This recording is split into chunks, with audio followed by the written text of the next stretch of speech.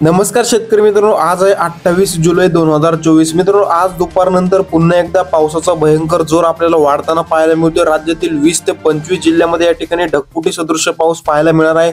आपण या व्हिडिओमध्ये सविस्तर जाणून घेणार आहोत की राज्यातील कोणकोणत्या जिल्ह्यांमध्ये तालुक्यांमध्ये पावसाची शक्यता असणार आहे। त्यामुळे तुम्ही व्हिडिओ शेवटपर्यंत पहा। मित्रांनो, तुम्हाला विनंती आहे, तुम्ही व्हिडिओ पाहताय परंतु आपल्या चॅनलला सबस्क्राइब करत नाही, त्यामुळे आताच चॅनलला सबस्क्राइब करून घ्या व व्हिडिओला लाईक देखील नक्की करा। आपण या ठिकाणी विदर्भापासून सुरुवात करू। मित्रांनो, आपण बघू शकता स्क्रीनवरती नागपूर, भंडारा, गोंदिया, अमरावती, वर्धा, यवतमाळ, वाशिम, चंद्रपूर, गडचिरोली या भागामध्ये अक्षरशः आपल्याला ढगफुटी सदृश पाऊस पाहायला मिळतोय। या ठिकाणी येलो अलर्ट तर काही ठिकाणी रेड अलर्ट देखील आहे, म्हणजे या ठिकाणी अति मुसळधार स्वरूपाचा पाऊस पाहायला मिळणार आहे।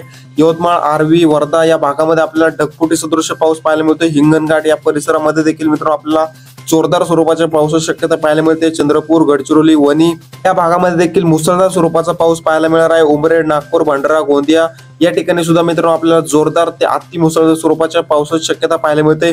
एकंदरीत संपूर्ण विदर्भातील 11 जिल्ह्यामध्ये मित्रांनो भाग बदलत आज ढगफुटी सदृश पाऊस पाहायला मिळणार आहे। तसेच मराठवाड्यामध्ये जर पाहिलं तर बीड, लातूर, धाराशिव, छत्रपती संभाजीनगर, नांदेड, परभणी, हिंगोली, जालना या मराठवाड्यातील 8 जिल्ह्यामध्ये मित्रांनो आपल्याला जोरदार ते अति मुसळधार स्वरूपाचा पाऊस पाहायला मिळतोय। जालना, जिंतूर, हिंगोली या भागामध्ये मित्रांनो आपल्याला मुसळधार स्वरूपाच्या पावसाची शक्यता पाहायला मिळते।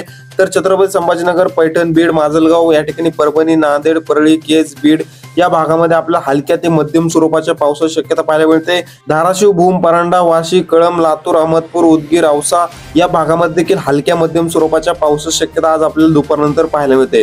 तर पश्चिम महाराष्ट्रामध्ये पुणे, सांगली, सातारा, कोल्हापूर या जिल्ह्यामध्ये आपल्याला जोरदार स्वरूपाचा पाऊस पाहायला मिळतोय। तर नगर, सोलापूर या जिल्ह्यामध्ये आपल्याला मध्यम ते हलक्या स्वरूपाचा पाऊस पाहायला मिळणार आहे। तर कोकण पट्टीमध्ये रत्नागिरी, रायगड, सिंधुदुर्ग, मुंबई, कल्याण, डोंबिवली, ठाणे, पालघर या संपूर्ण कोकण पट्टीतील जिल्ह्यांमध्ये आपल्याला पावसाची संततधार ही पाहायला मिळते।